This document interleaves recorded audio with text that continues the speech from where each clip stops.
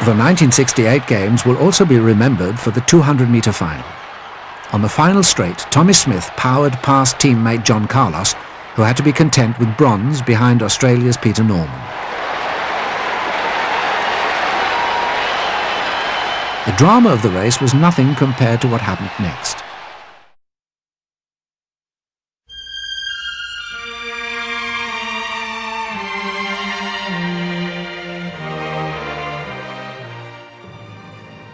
Because of discrimination, racial violence, and poverty that plagued American society during the 1960s, and inspired by civil rights leaders such as Martin Luther King Jr.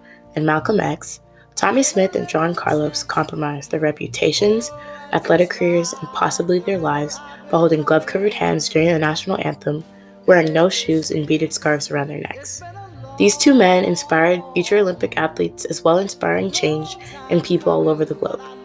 This act of bravery, along with many others, inflicted change in African Americans' everyday life and the way they are treated, as well as equality for all people. Many whites, especially in the South, were unhappy that people they believed were inferior were somewhat on an even playing field. This caused quite a problematic conflict.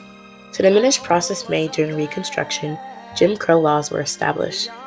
White supremacy gained ground when U.S. Supreme Court ruled that facilities for whites and blacks could be separate but equal.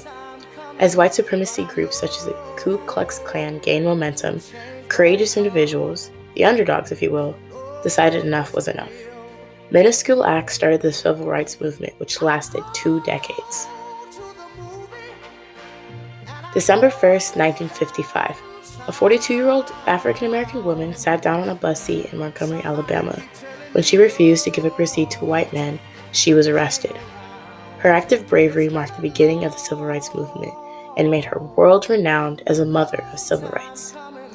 Supporters of the movement began speaking out for voting rights, better education opportunities, and equal job rights. On September 3, 1957, the Little Rock nine brave African-American students, arrived at Central High School following the desegregation of public schools.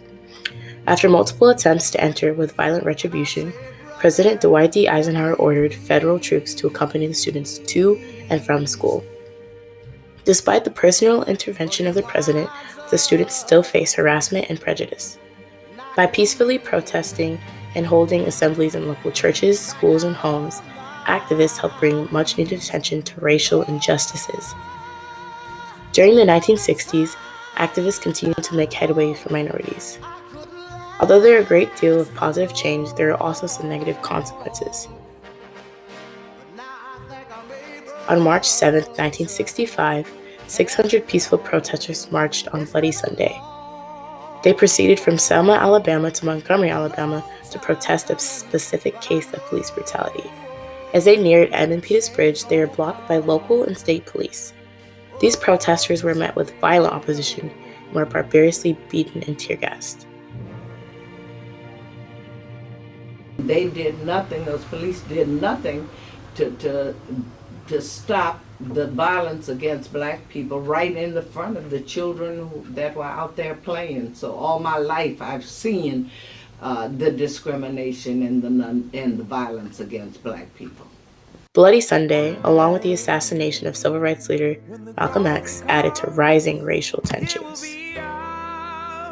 Two of the people Martin Luther King Jr. inspired were aspiring athletes Tommie Smith and John Carlos. Tommie Smith was born to his parents, Richard and Dora, on June 6, 1944 in Clarksville, Texas. After his family moved to California, Tommie participated in the football, basketball, and track and field teams. He proved to be a marvelous athlete, all of which he was voted most valuable player at Lemoore High School. Smith went to San Jose State University in 1963, expecting to continue his three-sport ambitions. However, he never joined the football team and dropped basketball after one season, focusing solely on track. He became the star of Bud Winter's Speedy City, which is where Tommie met John Carlos. John Carlos was born on June 5, 1945, in Harlem, New York, to parents Earl and Vera's Carlos. Carlos attended Machine Trade and Medical High School, where he was a track star. He was offered a full scholarship to East Texas State University. Soon thereafter, he was selected to San Jose State University, where he met Tommie Smith. Both track stars became involved with the civil rights movement, having a flair for activism. Most sports people at that particular age, at time in American history, most young black men in colleges and universities had a political consciousness and awareness of what was going on with black people. Together, Smith and Carlos, along with their sociology professor Harry Edwards, formed the Olympic Project for Human Rights. The OPHR was founded to expose America's historical exploitation of black athletes. For example, the only minorities allowed into San Jose State were athletes in football, basketball, or track and field. Eventually, Smith and Carlos were initiated into the Olympic track team. On April 4th, 1968, Martin Luther King Jr. was assassinated by James Earl Ray. This sent shockwaves throughout the entire country as everyone mourned him. During the medal ceremony, Smith and Carlos raised a single gloved fist as a symbol of protest at the treatment of blacks in the USA. They were ordered out of the Olympic Village and were suspended by the US Olympic Committee. Smith would be the last US sprinter to climb the winner's podium for 16 years. In addition to raising a glove-covered fist, they wore beaded scarves to protest lynchings while removing their shoes to represent poverty. This act captured abundant amounts of attention, negative and positive. Carlos wrote, "As the anthem began and the crowd saw us raise our fists, the crowd became eerily silent. For a few seconds, you could have honestly heard a frog piss on cotton." There's something awful about hearing 50,000 people go silent, like being in the eye of a hurricane. As the initial shock wore off, the crowd began to boo. The crowd then proceeded to scream the national anthem. They screamed it to the point where it seemed less a national anthem than a barbaric call of arms, Carlos wrote. In response, the International Olympic Committee forced Smith and Carlos to return their medals the next day and banished them from the Olympic Village. When they returned to the United States, they were forced off the Olympic track team and received death threats.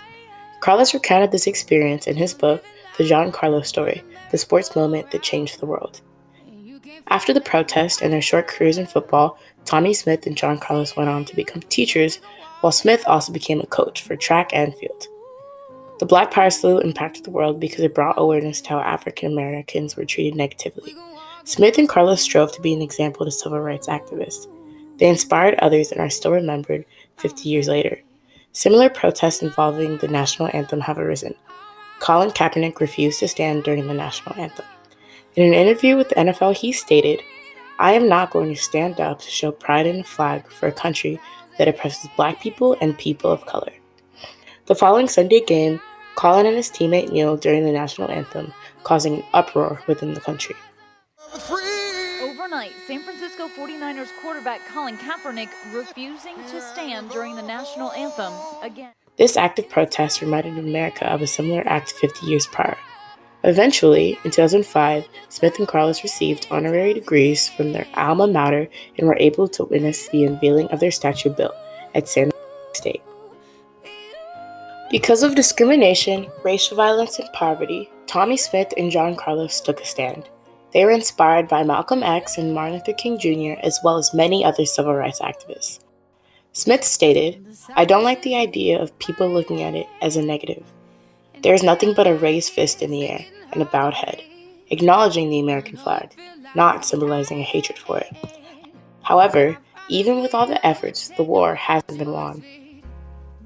So the conditions, a lot of them have not changed, in the sense that a lot of young black men are still being faced with the constant danger of them driving around and being stopped by police officers and being killed.